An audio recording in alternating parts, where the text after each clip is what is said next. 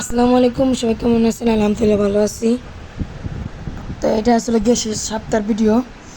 তো বুধবার দিনকে মামিকে বাসায় গেছিলাম। তো মামি আসলে আমায় দেখে কইতেছে শুটকি মাছের ভর্তা বানাই, তুই ভাত খেয়ে যাইস। তা আমি কিছু আছে মামি তাহলে বানান। তা তার জন্য আগে হয়েছিলাম মামি শুকনো মরিচ হলো টাইলা নিছে, আর এনে পেঁয়াজ রসুন ভাজি নিতেছে।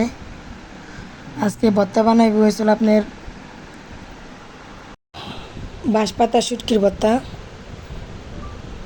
তো তারপরে হয়েছিল আমি পেঁয়াজ মেজ ভাজার পরে হয়েছিল এটা বাইটে নিব, আর আমি এখানে বাঁশপাতা শুটকি হলো শুকনা খোলাতে ভাজি নিতেছি।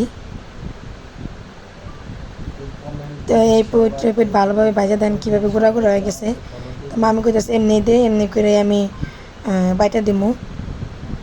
পরে এভাবে মামি ভর্তা বানাইছে।